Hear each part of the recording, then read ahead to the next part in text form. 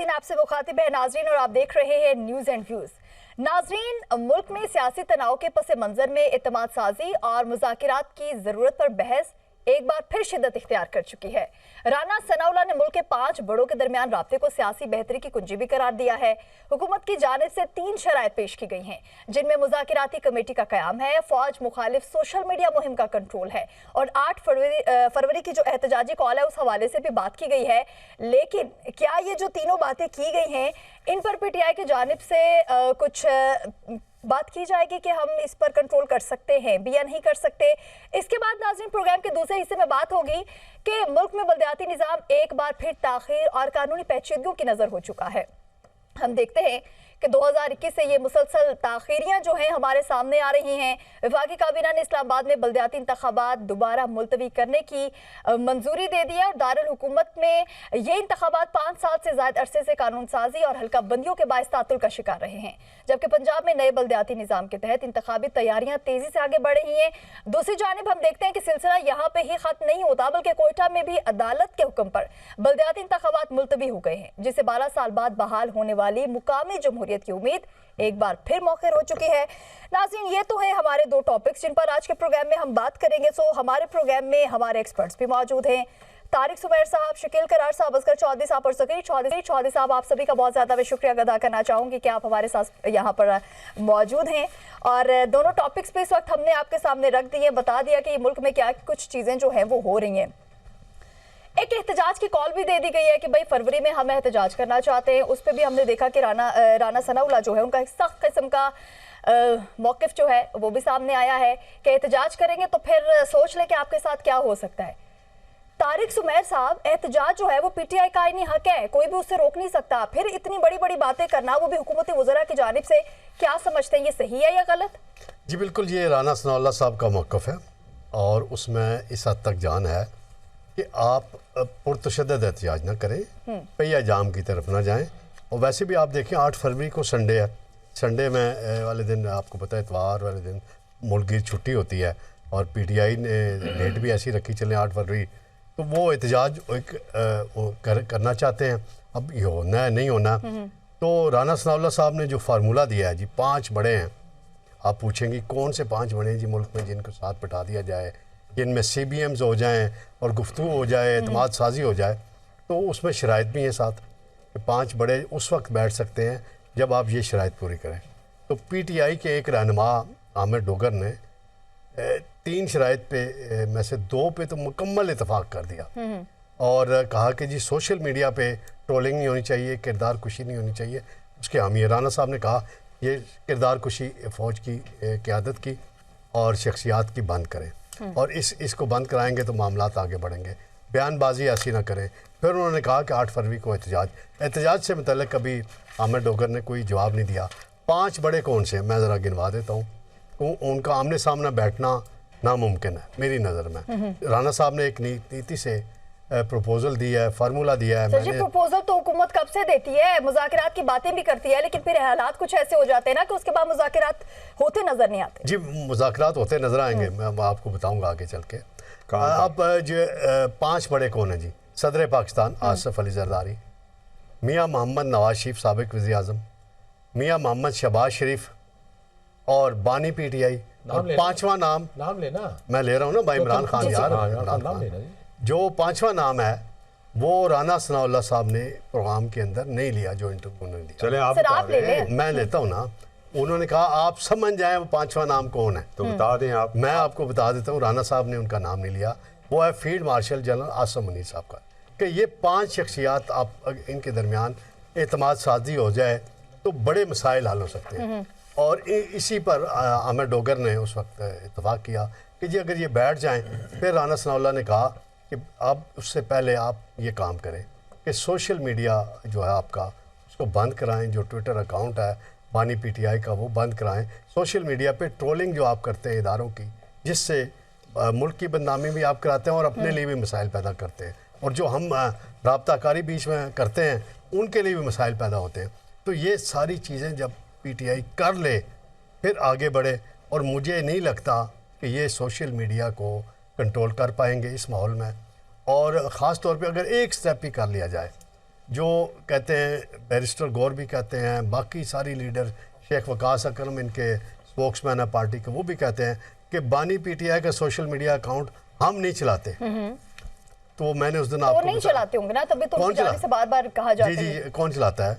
बानी पीटीआई की इजाज़त से चल रहा है। उसका पिन उन्होंने अमेरिका में दिया हुआ है, अमेरिका से हैंडल किया जाता है। इसमें अभी तक हुकूमत ने क्या हुकूमत के कंट्रोल में इतनी भी चीजें नहीं है कि ये जो एक्स है हुकूमत के कंट्रोल में नहीं है। इसके लिए इन्होंने 2 मरतबा कोशिश की, एक्स की इंतजामिया ने नहीं मानी। उसके लिए फिर आप अमेरिकी सदर डोनाल्ड ट्रंप तो नहीं है ना आप कि एक्स को बंद कर देंगे। पहले उन्होंने बंद करा दिया था, कुछ अरसे के लिए मसाइल भी पैदा हुए थे, फिर वो जो हुआ था उसके लिए अब अदालत में भी ये मामला हाई कोर्ट में भी चला गया है। देखते हैं उसमें वहाँ क्या लाइन इख्तियार करते हैं। तो राना सनाउल्लाह ने एक अच्छी तजवीज़ दी है, वो मुज़ाकरात चाहते हैं और स्पीकर एयाज सादिक भी चाहते हैं। डॉक्टर तारिक फजल से भी हमारी बात हुई थी, वो ये कहते हैं कि जी एतमाद साजी होनी चाहिए और राब्ते होने चाहिए। फिर उन्होंने जो बात मुझसे की है, वो कहते हैं जो 12 जनवरी की मैंने बात की है, मैंने कल के प्रोग्राम में भी आपको बताया था कि 12 जनवरी को नेशनल असम्बली का इजलास होना है और इजलास वाले दिन तमाम लोग स्पीकर एयाज सादिक के कमरे में जाते हैं, अपोजिशन वाले गवर्नमेंट वाले जाते हैं, मिलते हैं, चाय पीते हैं, काफ़ी पीते हैं, गपशप लगाते हैं, हाल हवाल करते हैं और फिर एक छोटा सा अलहदा कमरा भी है, वहाँ जाके सरगोशियाँ भी की जाती हैं, क्या बात करनी है। वो अलग मुलाकात भी होती है कई लोगों से। वो स्पीकर साहब सर हम हमेशा से बात करते रहे अपने प्रोग्राम में कि पीटीआई में बहुत ज्यादा ग्रुपिंग है, तभी ये एक पेज पर पार्टी नहीं है, जिसकी वजह से बानी पीटीआई की रिहाई जो है वो भी मुमकिन नहीं हो रही। लेकिन शकील करार साहब, हम देखते हैं कि हुकूमती वज़रा भी कभी कोई क्या बयान दे रहा है, कभी कोई क्या बयान दे रहा है, कोई मुज़ाकरात की बातें करता है तो कोई कहता है हम मुज़ाकरात में कोई इंटरेस्टेड नहीं है।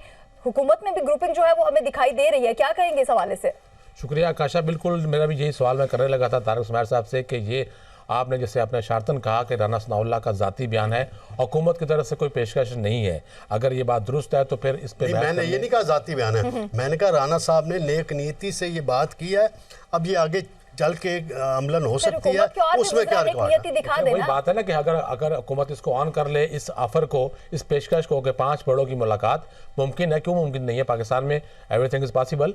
अगर आप करना चाहे तो हो सकती है, लेकिन बात यह है कि हुकूमत पहले इस ऑफर को हुकूमती सतह पे कबूल करे कि हाँ बिल्कुल हम इस ऑफर पर कायम है और पीटीआई अपना फैसला करके हमें आगाह करे, तो फिर पीटीआई अपना जवाब दे सकती है। अब आप अगले दिन किसी और का बयान आ गया कि नहीं राना सनाउल्लाह की ज़ाती पेशकश है, तो फिर वहाँ सब कुछ ठप हो जाएगा। या 12 जनवरी के बाद जब इजलास शुरू हो जाए तो वहाँ सूरत मुख्तलिफ हो जाए, तो फिर ये ऑफर कहाँ जाएगी? क्योंकि ऑफर तो बिल्कुल जायज़ है, उनकी लॉजिक वाली है और समझ में यही आ रही है जो हालात बन चुके हैं वो किसी अकेले प्राइम मिनिस्टर या नवाज शरीफ किसी एक के बस की बात नहीं है। जब तक 5 बड़े बात है, हकीकत है कि जब तक 5 बड़े नहीं बैठेंगे ये मामला हल होने वाला नहीं है। और ये 5 4 बड़े ये बानी पीटीआई के साथ बैठ जाएंगे, यही बात करो ना। देखें पॉसिबल है। हाँ। असफ ज़रदारी जो पाकिस्तान में कहा जाता है कि जोड़ तोड़ में सबसे मारे, उनसे आगे कोई नहीं निकल सका और उन्होंने कर दिखाया, माजी में भी कर दिखाया कि जोड़ तोड़ में जिस तरह उन्होंने अपना किरदार अदा किया, सियासी चालें चली। वो मुखालफिन भी मानते हैं कि ज़रदारी इस मामले में बड़े माहिर हैं और बड़े तरीके से लोगों को कंट्रोल करते हैं। तो मेरा ख्याल है कि प्रेसिडेंट आसिफ अली ज़रदारी अगर अपनी कोशिश करे तो ये पॉसिबल है, नामुमकिन नहीं है, मुश्किल है लेकिन इसको आसान बना सकते हैं। और अगर ये हो जाता है तो फिर आपके समझे सियासी हालात जो है वो अगले 5-7 साल के लिए बिल्कुल नॉर्मल हो सकते हैं, चीज़ें अपनी स्ट्रीमलाइन हो सकती हैं और सियासी जो अदम इस्तेकाम है वो ख़त्म हो जाएगा और मुल्क में जमहूरियत और जमहूरी इदारे आगे बढ़ सकेंगे। जो लड़ाई झगड़े, मार कुटाई और जो नफरत की जो फ़ज़ा फैली हुई है वो कम हो सकेगी।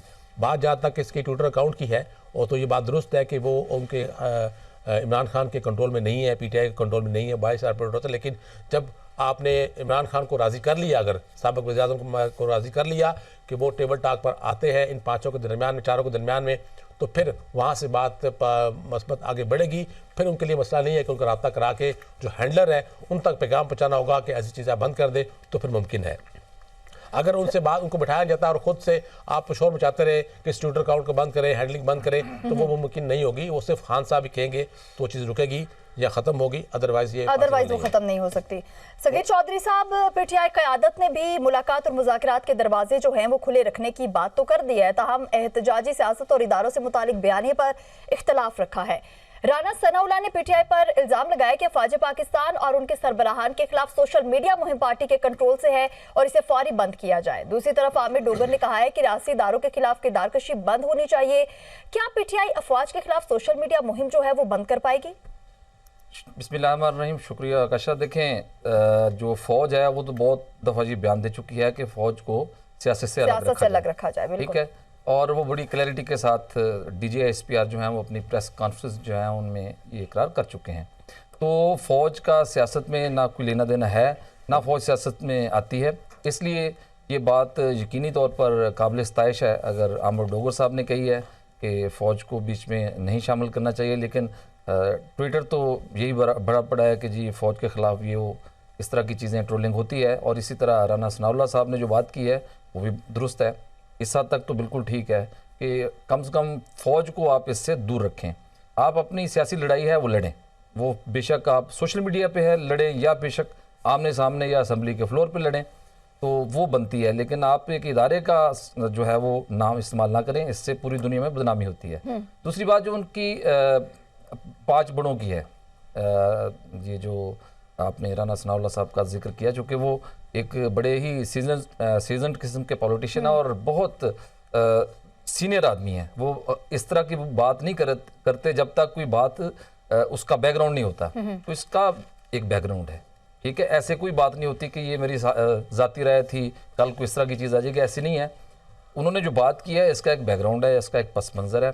उन्होंने बड़ी अच्छी बात की है, मुज़ाकरात होने चाहिए, 5 बड़े बैठने चाहिए, और जिसमें फील्ड मार्शल साहब आखिर में आते हैं, जो उन्होंने अशारतन कहा कि इनको सब पहचानते हैं। तो मैं ये कहूँगा कि इमरान खान का शुरू से ही ये एक मुतालबा रहा है कि हम मुज़ाकरात उनसे करेंगे जो इस चीज़ की अहमियत को समझते हैं। तो उनका इशारा एस्टेब्लिशमेंट की तरफ था और वो वाज़े तौर पर कहते भी थे। अगर एस्टेब्लिशमेंट से ये वाली बात होती है कि हम बात उनसे करेंगे, तो फिर उन्हीं के बारे में बयानबाजी करना, सोशल मीडिया पे उन्हीं के खिलाफ प्रोपेगेंडा करना, फिर ये कहा कि सियासत है। मैंने पहले कहा कि ये बिल्कुल गलत है, लेकिन जब आप बैठते हैं तो फिर वो चीज़ें जो हैं वो गलत हो जाती है। आप अपनी गलती तस्लीम भी करते हैं, उस पर माजरत भी होती है, उसके बाद आगे किस तरह चलना है, किस तरह से करना है, वो तरीका तय हो जाता है। दूसरी बात ये है कि बैठ नहीं सकते, बैठ सकते हैं। मैं आपको इसकी मिसाल दे देता हूँ। जब मुसाके जमहूरियत हुआ था तो ये सब लोग बैठे थे आपस में। मुशर्रफ को इन्होंने बाहर भगाना था या मुशर्रफ को इस दौरे हुकूमत से वापस भिजवाना था, जो कहते थे कि वर्दी मेरी खाल है। तो फिर जब ये आपस में बैठे और मुसाके जमहूरियत हुआ, आपने देखा कौन नहीं बैठा था, सब बैठे थे आपस में, सर जोड़ के बैठे। तो मुशर्रफ साहब को फिर जाना पड़ा था। तो अगर वहां पे मुसाके जमहूरियत हो सकता है, बात है बानी पीटीआई की रिहाई की बात है। असगर चौधरी साहब, बात वहीं पे आके खड़ी हो जाती है कि बानी पीटीआई कहते हैं कि मैं ये जो हुकूमत के कुछ लोग हैं, ये जो जिनकी आमिर डोगर साहब ने बात की कि तजवीज़ दिया कि 5 बड़ों की मुलाकात से झगड़ा खत्म हो सकता है। 5 बड़े जो हैं उनके साथ बैठने को तैयार नहीं है बानी पीटीआई। उनकी हमेशा से एक बात रही है माजरत के साथ कि इन चोरों के साथ नहीं बैठूंगा। वो चोर ही हैं जो आके बैठेंगे। और उसके साथ अगर बात कर ली जाए कि डेफिनेटली जो 5वां नाम है वो फील्ड मार्शल सईद आसिम मुनीर साहब का है। तो अगर आपकी फौज जो है उसको पूरी दुनिया मान चुकी है, तो ऐसे में आप उसी फौज के बारे में बात करें। और फिर मतलब ये भी आप कहते हैं कि इन्हीं से बात करूंगा, फौज से ही बात करूंगा, एस्टैब्लिशमेंट से ही बात करूंगा, तो फिर आप इस तरह के हालात क्यों पैदा करते हैं अपने लिए? बहुत शुक्रिया काशा, अब आपने दुरुस्त सवाल किया है। देखिए, बात बिल्कुल यही है कि राना साहब ने तो कहा है कि जी 5 बड़े, अच्छा ये जो 5 बड़े हैं ना, इनमें से -3 कर दें तो पीछे रह जाते 2 बड़े। 2 बड़े बैठेंगे तो बात होगी और मसला हल भी होगा। उनका बैठना तो नामुमकिन है यार। नहीं, इन 4 का बैठना नामुमकिन कौन से 2 नाम है? ठीक है, देखिए एस्टेब्लिशमेंट और इमरान खान का बैठेंगे तो मसला हल हो जाएगा।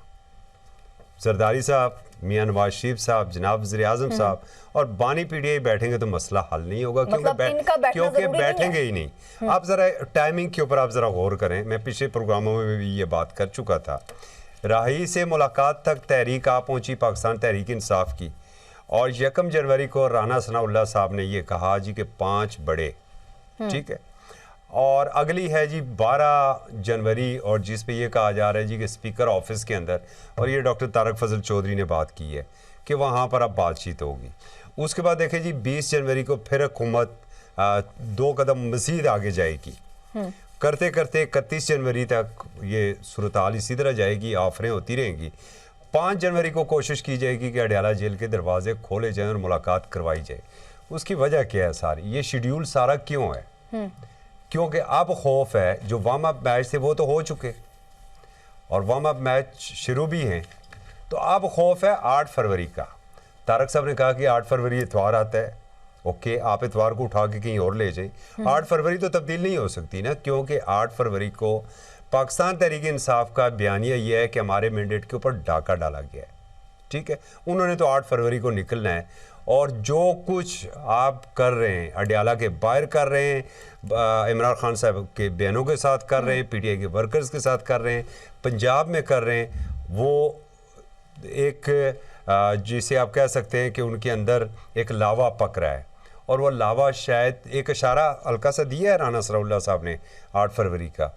अगर वो लावा फट पड़ा तो फिर क्या होगा? फिर आप कहेंगे अच्छा आप तो ये इंतशारी पार्टी है भाई, ये इन्होंने तो एक नई नो में ही कर दी है। अब आपने एक बात की, इसमें कोई शक नहीं, बानी पीटीआई का जो सोशल मीडिया अकाउंट है वो बिल्कुल एक प्रॉब्लम है, हुकूमत के लिए भी प्रॉब्लम है, पाकिस्तान तहरीक इंसाफ की जो लीडरशिप है उसके लिए भी प्रॉब्लम है, और बातचीत के अंदर बड़ी रुकावट भी ये है। अदारे हमारे इस मुल्क के हैं, उनके यहाँ सब्ज़ हलाली परचम लगा हुआ है, वो इस मुल्क की नुमाइंदगी करते हैं, उनके ऊपर बिल्कुल तनकीद नहीं होनी चाहिए। कर कौन रहा है तनकीद? सवाल ये पैदा होता है ना, आप डीपी लगा देते हैं जी, डीपी के ऊपर इमरान खान की तस्वीर लगा दें, आप पीटीआई का एक अकाउंट बना दें और ऊपर लिख दें जी पीटीआई इस्लामाबाद और वहाँ से आप शुरू कर दें, या पीटीआई का झंडा लगा दें और ट्रोलिंग शुरू कर दें, कह दें नहीं जी ये सारा तो पाकिस्तान तहरीक इंसाफ ने किया है। ट्विटर अकाउंट का पिन जो है जबरान इलियास के पास है, सही ना, कभी आप कहते हैं मेरे पास नहीं है, कभी आप कहते हैं सलमान अकरम राजा लिख के भेजते हैं, कभी आप कह रहे हैं जबरान इलियास कर रहे हैं। देखिए आज इस्लामाबाद की अदालत ने डिजिटल दहशतगर्दी के एक जुर्म में 5 लोगों को सजा दी और 7 लोग हैं शायद, और उन्हें 2 बार शायद उम्र कैद की और तकरीबन को मिला जुला के तो 35 साल की सजा दी। अच्छा उनमें साफ़ी भी हैं, ठीक है, उन्होंने डिजिटल दहशतगर्दी की, तो ये जो डिजिटल दहशतगर्द ये क्यों नहीं पकड़े जाते? अदारे कहाँ पर बैठे हुए हैं जो मुल्की अदारों को बदनाम कर रहे हैं, जो मुल्की अदारों के खिलाफ ट्रोलिंग कर रहे हैं, तो दर्जनों तो आपने यहाँ पर अदारे बना के रखे था, वो पूरा का पूरा करप्शन की वजह से फर्क हो गया, ठीक है।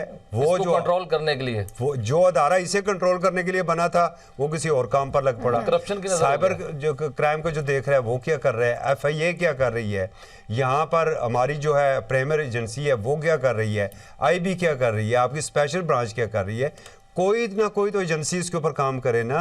बदनाम तो ये मुल्क हो रहा है, लेकिन आप खाते में डाल देते हैं जी सारी पाकिस्तान तहरीक इंसाफ कर रही है। आप लेकर सामने आए ना जी, ये 50 लोग हैं जी, हो सकता है कि इस बहती गंगा में कोई और भी हाथ धो रहा हो सकता है, ये भी तो हो सकता है कि तारक साहब भी कहें जी नहीं ठीक है चले लगा हुआ है एक मामला तो इसी में इसी तरीके से कर लेते हैं। ये भी हो सकता है कि इंडिया से सारा कुछ हो रहा हो, बार बार सबूत हमारे पास आए, इजराइल से हो रहा हो, अफगानिस्तान से हो रहा हो, UK अमेरिका से हो रहा हो, जिसे ओवरसीज चैप्टर करार दिया जाता है, तो उन लोगों को कानून के कटहरे में लाना किसका काम है? चीफ एग्जीक्यूटिव है इस वक्त जनाब शहबाज शरीफ साहब, ये उनको चाहिए, मोहसिन नकवी साहब को चाहिए, राना सनाउल्लाह साहब को चाहिए। दाखिला मोहसिन नकवी ने कोशिश की थी, इन्होंने कहा हमारा कानून के मुताबिक कोई ऐसे आपके साथ एग्रीमेंट नहीं है। चलो जो अंदर है उनका तो करें ना, जो मुल्क में बैठ के कर रहे हैं उनके खिलाफ तो करें आप।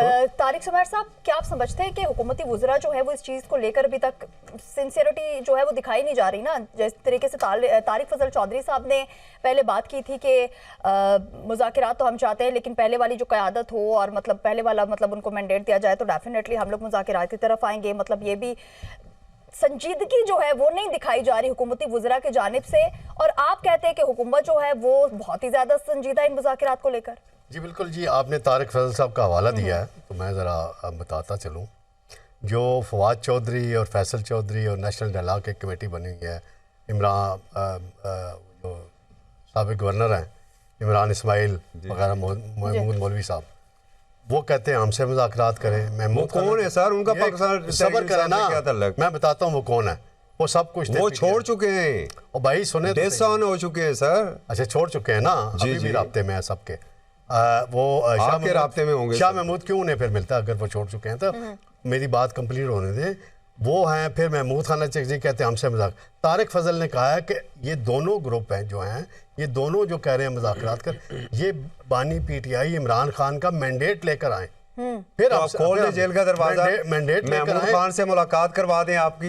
यार सबर करें ना, करवा देते हैं आपकी मुलाकात। बात ही नहीं मुकम्मल होने देते। तारिक साहब, आप तो आप पहले बहुत दिन से बेचैन कह हैं। रहे हैं मुलाकात होनी चाहिए, मुलाकात होनी चाहिए, मुलाकात नहीं हो पा रही बात ये है। है, शकील किरार साहब, आपकी जानिब आना चाहूंगी। मेरी बात मुकम्मल नहीं हुई मैडम, मेरी बात मुकम्मल। जी सर। फिर डॉक्टर तारिक फजल ने यह भी कहा कि अगर जरूरत पड़ी तो हम मुलाकात करवा सकते हैं। फिर सवाल ये ये उन्होंने कि तारिक फजल चौधरी साहब ने बात ये कही कि सवाल मैंने ये अपनी सवाल तरफ से उन्होंने बात की ये थी। सवाल उन्होंने काम उठाया। को इधर से पकड़े, इधर से पकड़े। बात यह है कि मुज़ाकरात करने हैं कि नहीं करने, पहले हुकूमत ये फैसला कर ले। मुज़ाकरात करने हैं तो फिर आगे बढ़े और मस्बत काम करे ना। की तरफ बाद में आते हैं, पहले मुलाकात की बात तारिक उसी तरफ आ रहा हूं ना। की है।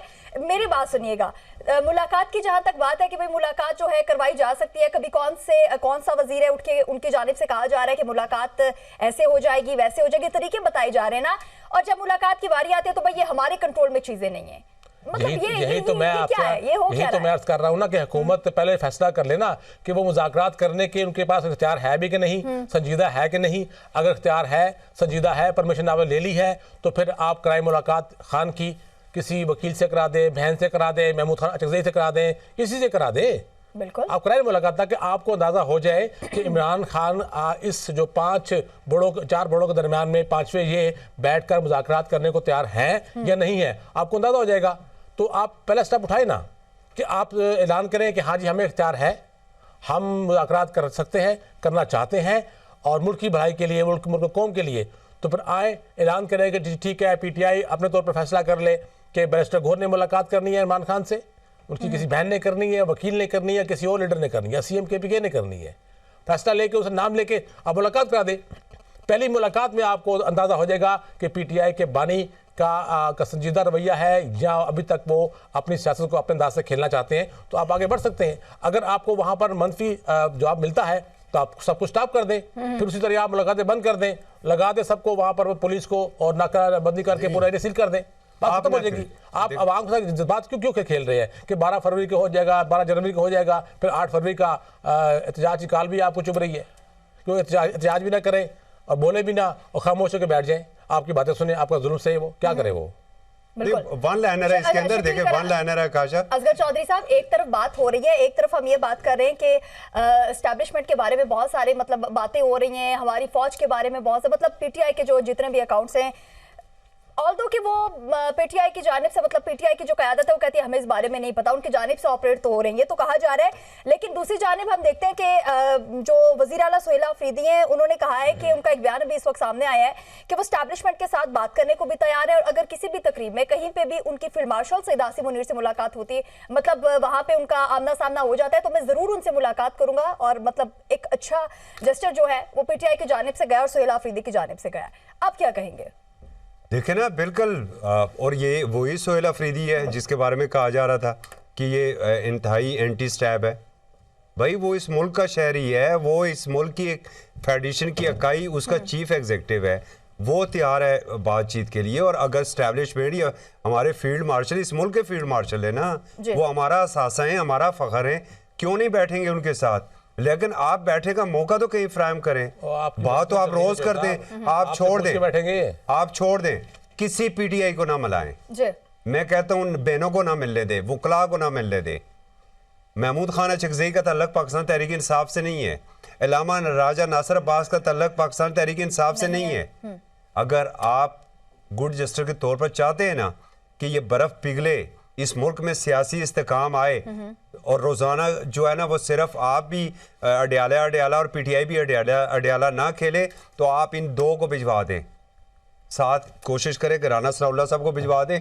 वो चले बाहर जो है ना वो सुप्रीडेंट साहब के कमरे में बैठे रहेंगे, जाएं इन्हें मिलने दें, वहां पर इनको बात करने दें। कमेंट में लेना चाहूंगी सगीर चौधरी साहब आपसे कि अब कहीं ना कहीं आपको लगता है कि ये जो वज़ीर आला सुहेल अफरीदी है उनकी तरफ से जो बयान सामने आया उसके बाद मुज़ाकिरात की राह जो है वो हमवार हो सकती है, क्योंकि हम देख रहे हैं कि हुकूमती वज़रा भी बहुत ज़्यादा इसमें इंटरेस्ट ले रहे हैं और अब पीटीआई के भी कुछ वज़रा हैं जो कि पीटीआई के भी कुछ लोग ऐसे हैं जो कि इसमें बहुत ही ज़्यादा इंटरेस्ट ले रहे हैं।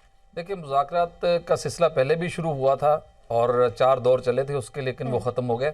अब दोबारा से मुज़ाकरात का नया मौसम और सीज़न शुरू हो गया है।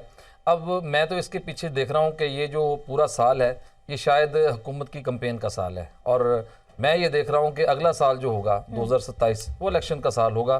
तो इसलिए अब मुज़ाकरात जो खेले जा रहे हैं ये, इसमें कोई मुझे तो गेम नज़र आती है, इसमें कोई मुझे सीरियसनेस नज़र नहीं आती। अगर मुज़ाकरात करने हैं तो पहले आप बानी पीटीआई से मुलाकात क्यों नहीं करवाते? मुझे बताएं कि आपने उनके लीडर को जो है वो बिल्कुल दूर रखा हुआ है। किससे वो इंस्ट्रक्शंस लेंगे, किससे वो बातचीत करेंगे, क्या बात करनी है मुज़ाकरात में, क्या लाहेअमल होना चाहिए? वो तो एक आपको लीडर ही सारी चीज़ें बता सकता है ना। एजेंडा तो है लीडर ने देना है ना। आपने एक लीडर को, क्या वो अलीमा खान बताएगी या और कौन बताएगा उनको? जब तक आप उनसे मुलाकात नहीं करवाते उस वक्त तक तो मुज़ाकरात का आप जो है ना ये एक डोंगर चाया जा रहा है। आप मुलाकात पहले करवाएं और उसके बाद मुज़ाकरात की राह तो हमवार करें ना। आप बैठ के ये बात कर देते हैं कि मुलाकात होनी चाहिए, हम मुज़ाकरात होने चाहिए और उसमें ये होंगे तो मुज़ाकरात हो जाएंगे। एक छोटी सी आप मुलाकात करवा नहीं सकते और इतनी बड़ी जो चीज़ है मुज़ाकरात लेकर चलें। और मैं गुजारिश कर दूं आखिर में छोटी सी गुजारिश कर दूं कि ये उसके बाद क्या तूफान मचाएगा? ये मैं बता दूं, ये हुकूमत के लिए एक चार्जशीट है। 24 सितंबर 2025 का इस्लामाबाद हाई कोर्ट का लार्जर बेंच का फैसला है जिसमें मंगल और जुमरात को मुलाकातों का शेड्यूल दिया हुआ। लार्जर बेंच का ये फैसला है, उस पर इम्प्लीमेंट नहीं हो रहा और कंटेम्प्ट की दरख्वास्त भी उसी अदालत में ज़ेर समात है। अब मुझे बताएं कि आप अपने जस्टिस सिस्टम को कहाँ लेके जाएंगे? ये आपका जस्टिस सिस्टम पर इम्प्लीमेंट का तरीकाकार है, किसने इसको इम्प्लीमेंट करवाना है? गवर्नमेंट ने कराना है ना। मुलाकात नहीं करवाई जा रही सगीर चौधरी साहब, तो शेख वकास अकरम ने इंकशाफ किया कि इमरान खान की हिदायत के मुताबिक मुज़ाकरात बगैर किसी पेश की शर्त के और दबाव में किए बगैर होने चाहिए। सो क्या आगे चल के ये मुज़ाकरात हो भी पाएंगे या नहीं हो पाएंगे, ये एक बहुत बड़ा सवाल मैं अपने एक्सपर्ट्स के सामने रखूंगी। तो यहाँ पर वक्त है एक शॉर्ट ब्रेक का, हमारे साथ रहिएगा।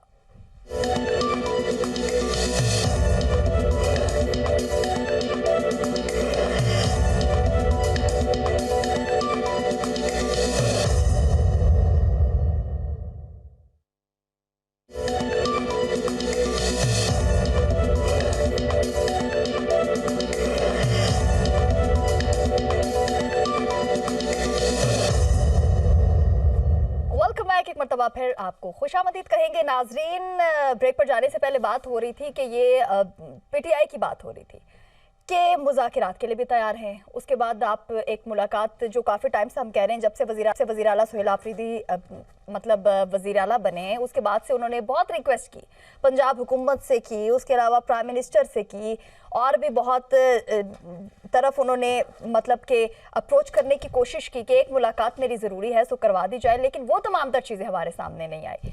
यहाँ पे हमारे प्रोग्राम में भी डिस्कस होता रहा कि एक मुलाकात जो है वो होनी चाहिए, ना मुलाकात की इजाज़त दी जा रही है, मुज़ाकरात की बातें हो तो रही हैं लेकिन कोई संजीदगी नहीं दिखाई जा रही हुकूमत की जानिब से।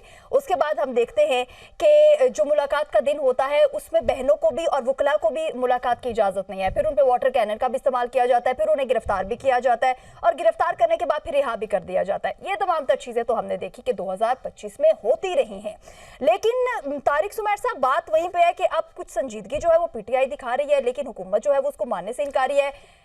बस दो चीजें कर ले पीटीआई तो संजीदगी नजर आ जाएगी। बता दें कौन सी? सोशल मीडिया अकाउंट से प्रोपेगेंडा बंद कर दें। सर जी, हुकूमत को किस चीज का खौफ है? आप समझे ना, इदारों के खिलाफ ना करें ना, सियासी शख्सियात के खिलाफ करना करें, सियासी बयानबाजी करनी है करें, इदारों के बारे में ना, इदारों के बारे में जब आप बंद करेंगे तो राना सनाउल्लाह ने फिक्रा क्या बोला, CBMs कॉन्फिडेंस बिल्डिंग मेयर्स जिसको बोला जाता है, अच्छा। वो उठाएं आप, तो आप फिर हुकूमत भी आपको मैसेज आ जाएगा। जहाँ तक जो होता है सुहेल अफरीदी साहब का तलक है, आपको याद होगा मैंने जब ये चीफ मिनिस्टर बने थे पहली दफा क्या कहा था, ये 10 बार जाएंगे 12 बार जाएंगे मुलाकात नहीं होगी।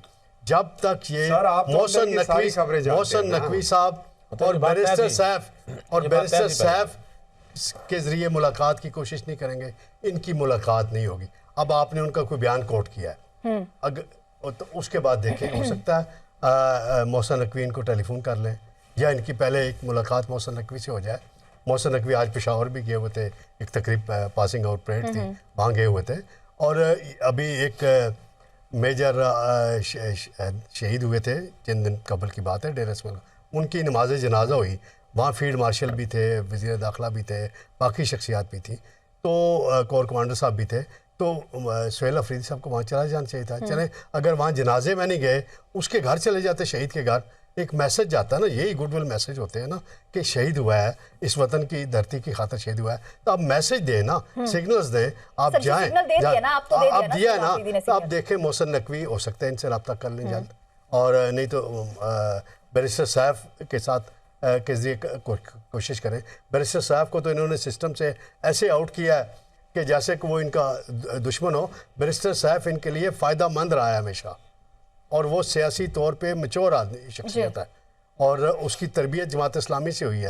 वो बयानबाजी में भी बड़ी एहतियात, तो वो नहीं सही नहीं किया गया, वो उसको वापस लाना इनकी मजबूरी है, और ला रहे हैं उसको वापस, ये भी ला रहे हैं इनको वापस, सियासी मजबूरी। नाज़रीन, प्रोग्राम के दूसरे हिस्से में हमने कहा था कि बात करेंगे मुल्क में बल्दियाती निज़ाम जो है एक बार फिर ताखीर का शिकार हो चुका है। 2021 से हम देख रहे हैं कि बार बार ताखीर हो रही है, उसके साथ ही कानूनी पेचीदगियों की नज़र ये निज़ाम होता जा रहा है। वफाकी काबीना ने इस्लामाबाद में बल्दियाती इंतखाबात दोबारा मुलतवी करने की मंजूरी दे दी है, और दारुल हुकूमत में ये इंतखाबात 5 साल से ज़ायद अरसे से कानून साजी और हल्का बंदियों के बाइस तातुल का शिकार रहे हैं। ये तो हमने बात की कि 2021 से ताखीर जो है ये हो रही है, क्यों हो रही है, वजूहात क्या है।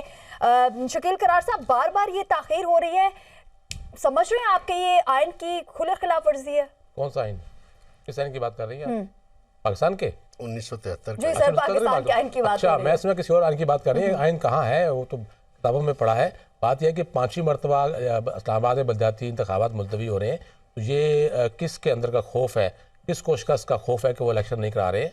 अगर आपको चले एक दफा कर लिया, चौधरी साहब एक दफा कर लिया, 4 दफा तो आपने किया ना, आपको तो सॉरी आपकी पार्टी ने किया, नून लीग ने किया, तो क्यों किया जा रहा है? देखिए, इससे पहले अब अभी फिर इसको आगे कर रहे हैं कि एक ना सिर्फ इस इंतखाबात को मुलतवी कर रहे हैं, बल्कि उसमें एक नया आर्डिनेंस ला के इस निज़ाम को अपनी मर्जी से चलाने की कोशिश करेंगे, जिस पर सियासी जमातों से सख्त रद्द-ए-अमल आ सकता है।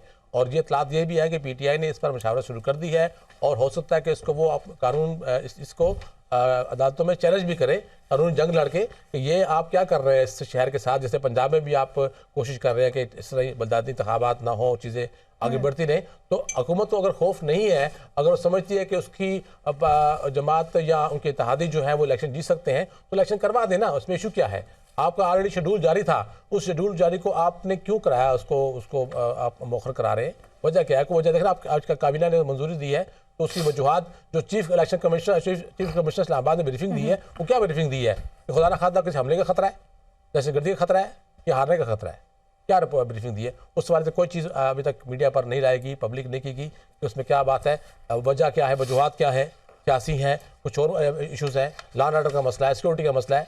कोई वजूहत तो आप पेश करेंगे ना, आवाम के पास आप जाएंगे, क्या पेश करेंगे? इन्हीं के लोग, नून लीग के, पीपल्स पार्टी के जो कैंडिडेट यहाँ तैयार बैठे हुए हैं, जिन्होंने कागज तैयार रखे हुए हैं, वो आज अपने हल्के में जाके क्या बयानबाजी करेंगे, क्या बताएंगे कि हुकूमत ने इंतखाबात 5वीं मरतबा मौखर क्यों किए हैं, मतलब क्यों किए? वजूहत कोई हैं? उनके पास कोई जवाब नहीं होगा, कोई वजूहत नहीं है उनके पास। सगीर चौधरी साहब, हमेशा से मैं देखती आई अपने प्रोग्राम में भी और इसके अलावा भी कि आप एक आम आदमी की बात करते हैं, आप हमारे अवाम की बात करते हैं।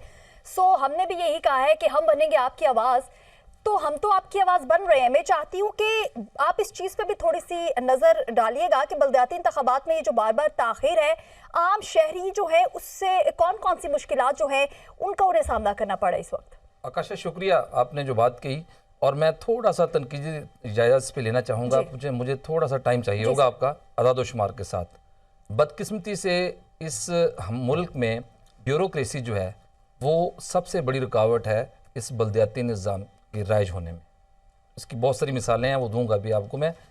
190 ममालिक है दुनिया के इस वक्त, 190 तकरीबन, उसमें से 180 ममालिक में जो है वो बल्दियाती निज़ाम राइज है, यानी 90% दुनिया में बल्दियाती निज़ाम राइज है, जिसमें अमेरिका भी शामिल है, जिसमें आपका यूके भी शामिल है। और ज़ोहरान ममदानी जो है, उन्होंने कल परसों जो है वो हलफ उठाया कुरान पाक पे, कल सॉरी न्यूयॉर्क के वो मेयर बने हैं। ठीक है, मुझे ये बताएं, अगर अमेरिका जैसा मुल्क है वो इस पर बिलीव करता है, तो हमारे ये 5वें 7वें साल जो है वो क्यों इस तरह की चीज़ें आ जाती हैं? मुशर्रफ के दौर को अगर मैं थोड़ा सा उसमें जाऊँ, तो 2000 और 2001 में ये बल्दियाती निज़ाम को उन्होंने स्ट्रेंथन किया था और उन्होंने इसका स्ट्रक्चर चेंज किया था। एक आर्डिनेंस उन्होंने नया लेके आए थे जिसमें उन्होंने ये कहा था कि जो DCO होगा वो उसकी ACR एक नाज़म लिखेगा, ठीक है। मतलब उसका ये था कि जो DCO है वो डिस्ट्रिक्ट का अपने आप को मालिक समझता है, ठीक है।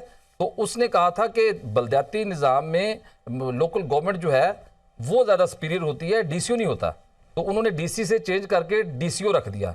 ये निज़ाम बहुत अच्छा चला, इसमें कुछ खराबियां भी हुई, लेकिन 2008 के बाद ये निज़ाम जो है वो आहिस्ता कमज़ोर पड़ना शुरू हुआ। 2010 में ये दोबारा ख़त्म हुआ, एक नया आर्डिनेंस आ गया जी कि फॉर DC सिस्टम, फिर यानी कि जो ब्यूरोक्रेसी का एक सुपीरियर तबका है, डिप्टी कमिश्नर जिसको कहा जाता है, और जो मालिक समझता है खुद को, वो दोबारा से फिर शुरू हो गया। और उसके बाद जनाब आप अगर आ जाएं इस्लामाबाद में बल्दियाती इंतखाबात हुए। शेख अंसर साहब जो थे, पाकिस्तान मुस्लिम लीग नून से उनका ताल्लुक था, उनको मेयर बनाया गया। 5 साल तक वो अपने मेयर की कुर्सी पे नहीं बैठे, वो अदालतों में फिरते रहे। और इसी ब्यूरोक्रेसी ने उनको एक दिन भी वहाँ पर काम करने नहीं दिया आराम से, सुकून से, ठीक है। कभी कोई बीच में कानूनी हिच डाल देते थे, कभी कोई रुकावट डाल देते थे, कभी कुछ कर देते थे, तो वो अपना काम नहीं कर पाए। इस मुल्क में सबसे जो बड़ी ख़तरनाक चीज़ मैं आपको बताना चाह रहा हूँ वो ब्यूरोक्रेसी रुकावट है बल्दियाती। अब मैंने आपको मिसाल दी कि अगर आप मुझे बताएं कि 180 ममालिक में ये बल्दियाती निज़ाम लाया जाए तो क्या वो 180 ममालिक पागल हैं? उसमें तरक्की याफ्ता मुल्क शामिल हैं, तरक्की याफ्ता और दुनिया की सुपर पावर्स शामिल हैं। जब वो इस पर बिलीव करते हैं कि इक़्तिदार की निचली सतह पर मुंतकिली होगी तो एक आम आदमी की आवाज़ जो है, आम आदमी की आवाज़ इक़्तिदार तक पहुँचेगी, अवाने बाला तक जाएगी और आम आदमी की आवाज़ सुनी जाएगी। बल्दियाती निज़ाम में होता क्या है, काउंसलर जो है वो मोहल्ले के सारे लोगों को जानता है, ठीक है। काउंसलर से आगे चेयरमैन से आगे फिर एक पूरा वो इसकी चेन है, वहाँ तक जाते जाते आपकी बहुत सारे मसाइल हल हो जाते हैं। लेकिन आप खाइफ हैं, आप इक़्तिदार अपने हाथों में रखना चाहते हैं। एक ब्यूरोक्रेसी ने ये नहीं चाहती और दूसरा हुकूमतें भी ये नहीं चाहती। सीधी सी बात है, अगर हुकूमतें और ब्यूरोक्रेसी को इसमें कोई चीज़ नज़र आती है तो इस वजह से वो नहीं चाहती ना, आम आदमी को आगे नहीं आने देते। ग्रास रूट लेवल पे अगर जाके ये मामला उनके कंट्रोल में होगा तो मेरा ख्याल है कि इससे बेहतर गवर्नेंस हो नहीं सकती। ये तजर्बा है, पूरी दुनिया ने इस पे एक्सपेरिमेंट्स किए और एक्सपेरिमेंट करने के बाद ये चीज़ जो है वो साबित हुई कि बल्दियाती या लोकल गवर्नमेंट जो होती है वो बहुत इफेक्टिव होती है। उनको स्ट्रेंथन बनाना चाहिए, उनको मजबूत करें और उनके ज़रिए जो है लोगों तक जितने भी ये तरक्याती काम है उनके ज़रिए करवाएं, ना कि आप खुद अपने हाथ में MNA ले ये मुझे इतना कोटा दे दें जी, एक वजीर कहे जी मुझे इतना कोटा दे दें नौकरियों का, तो वो बेचारे क्या करेंगे? आम आदमी को कुछ नहीं मिलता है। इस्लामाबाद में असेंबली में कोई आम आदमी आके अपनी आवाज़ जो है वो बुलंद कर सकता है? नहीं। यहाँ पे MNA चाहेगा तो बात कर लेगा, अदरवाइज नहीं करेगा। लेकिन वहाँ पे लोकल गवर्नमेंट जो है वो अपने मसाइल वहीं पे हल कर लेती है। अगर आप उनको स्ट्रेंथन करें, उनको बजट दें, तो यहाँ पे आने की उनको ज़रूरत ही नहीं है। अब एक बंदा जनूबी पंजाब से उठ के लाहौर में जब आएगा अपनी फरियाद लेके, तो मेरा ख्याल है कि रास्ते में वो बेचारा थक जाएगा। तो इसलिए ये बल्दियाती निज़ाम में ब्यूरोक्रेसी और फिर आपकी जो हुकूमतें हैं, सारी हुकूमतों की मैं बात करता हूँ, ये बिल्कुल रुकावट हैं। और हम परवेज़ मुशर्रफ को बहुत बुरा भला कहते हैं, ठीक है, उसमें खामियां भी थी उसके निज़ाम में, लेकिन देखो उन्होंने जो सिस्टम एक शुरू किया था 2000 से 2001 के दरमियान जब शुरू हुआ था और 2008 तक, उसके बहुत अच्छे नताइज थे, बहुत अच्छे नताइज थे। असगर चौधरी साहब आपकी जानिब बढ़ना चाहूंगी। असगर चौधरी साहब, बहुत से हमारे नाजरीन, बहुत से लोग, हमारे जो अवाम में इस वक्त ऐसे हैं जो कि स्क्रीन के उस पार तो हैं, हमें देख तो रहे हैं। सो मैं चाहती हूँ कि इस पे थोड़ी सी आप खास नजर रखिएगा कि बल्दियाती इंतखाबात जो है वो एक्चुअल में है क्या, और उसके साथ एक आम आदमी जो है वो इससे कितना मुस्तफीद हो सकता है। जी बहुत शुक्रिया आकाशा। देखें, बल्दियाती इंतखाबात जो होते हैं ना, वो आवाम को हक की हुक्मरानी हासिल होता है। और मैं सगीर चौधरी साहब की बात से बिल्कुल इत्तफाक करता हूँ। ग्रास रूट लेवल तक, गली मल्ले, गांव देहात तक जो है वो एक नुमाइंदगी होती है। लेकिन बदकिस्मती है, चूँकि बादशाहत में आवाम को हक की हुक्मरानी हासिल नहीं होता। और ये वाहिद नुकता ऐसा है कि जहाँ पर पाकिस्तान तहरीक इंसाफ, पाकिस्तान पीपल्स पार्टी और मुस्लिम लीग नून तीनों एक पेज के ऊपर है कि आवाम को हक की हुक्मरानी नहीं देना। कुछ भी हो जाए, जितने इख्तियारात हैं वो अपने पास में रखने, जितने फंड्स हैं वो अपनी जेब में रखने। अगर 2, 4, 10 फुट 50, 100 फुट अगर कोई गली भी बनानी है, एक नलके का भी इफ्तिताह करना है, तो मुअज़्ज़ज़ MPA साहब और मुअज़्ज़ज़ MNA साहब और वफाकी वज़ीर साहब करेंगे। अवामी नुमाइंदे का काम नहीं है। कराची के अंदर 2 इंसिडेंट हुए, वो एक तो इंतहाई अफसोसनाक था, वो मासूम बच्चा जो शॉपिंग मॉल के बाहर एक गटर की नज़र हुआ। तो वहाँ पर भी ये कहा गया नहीं जी, चूँकि अगर हमें हक मिलता है, यहाँ पर फंड मिलते, तो हम इस गटर के ऊपर ढक्कन लगाते। ये तो हालत है इस मुल्क की। थोड़े से अदाद व शुमार में आपको बता दूँ कि 31 दिसंबर 2021 को खैबर पख्तूनख्वा के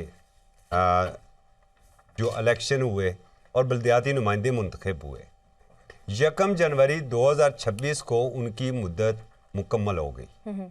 उन्होंने अपनी जो 4 साल मुद्दत थी, बहुत इंटरेस्टिंग है, लेकिन ऑनेस्टली हमारे प्रोग्राम का वक्त जो है वो बिल्कुल एंड पे है, तुम्हें 10 सेकंड में सिर्फ जी सर, उन्हें फंड ना मिल सके और इस्लामाबाद के शहरियों से 4 मरतबा करोड़ों रुपए लिए जा चुके, मगर इलेक्शन ना हो सके। तारिक सुमैर साहब, यही सवाल मैं चाहती हूँ कि हमारे व्यूवर्स को आप बिल्कुल सही से समझाइए कि 2021 से बल्दियाती इंतखाबात जो है वो ताखीर का शिकार है। इस्लामाबाद में 4 से 5 बार ये सब कुछ हो चुका है sir, it's a huge number.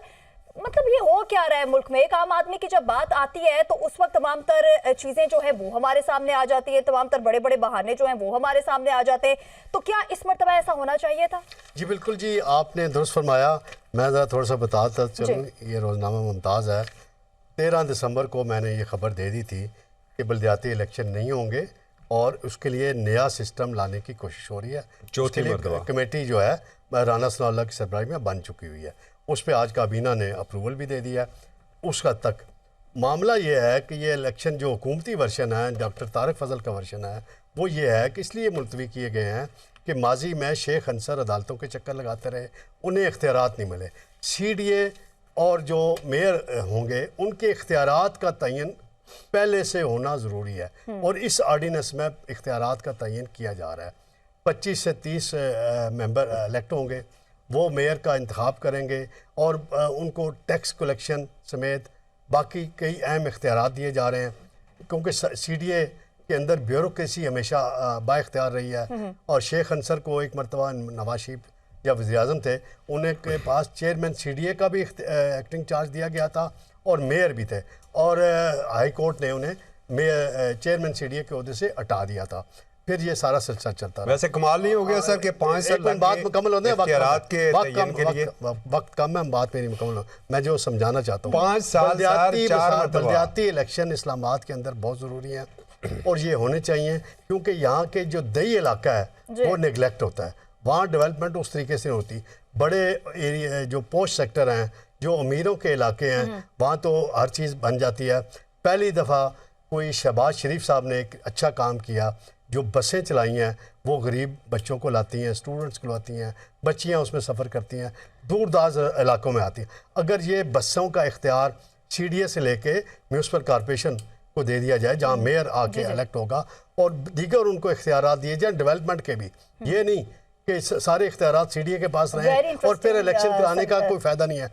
तो इलेक्शन अब इस ऑर्डिनेंस के बाद मुझे लगता है जब ये इजरा हो जाएगा, फिर नई हल्का बंदियाँ होनी है, तो 3, 4, 5 माह के अरसे में 2023 हो जाएगा, आ जाएगा। 2026 5 साल 4 मरतबा जब भी अवाम के हुकूक की बात आती है, अवाम को कुछ देना होता है, अवाम के लिए आसानी पैदा करनी होती है, तो फिर तमाम तरह चीज़ें हमारे सामने आती हैं। सर, पहले भी मैंने कहा कि इट्स अ ह्यूज नंबर के 5 साल में चौथी मरतबा ये तमाम तर चीज़ जो है वो हमारे सामने आ रही है, और ऐसे में एक आम आदमी जो है वो बहुत ही ज़्यादा ट्रस्ट कर रहा है आजकल, जिस तरीके से पंजाब गवर्नमेंट भी कह रही है और हुकूमत की जानिब से भी कि अवाम जो है वो अब ट्रस्ट करने लगे हैं। तो डेफिनेटली वही है कि इस तरह की चीज़ें जब सामने आएंगी तो ट्रस्ट कहाँ पे हमें नज़र आएगा अवाम की जानिब से। अवाम का आपके साथ होना और हुकूमत के साथ एक पेज पे होना बहुत ही ज़्यादा इस वक्त ज़रूरी है। बहुत शुक्रिया। हमारे साथ थे तारिक सुमैर साहब, शकील करार साहब, असगर चौधरी साहब और सगीर चौधरी साहब। इसी के साथ अपनी मेज़बान आकाशा यासीन को दीजिए इजाज़त। खुदा हाफिज़।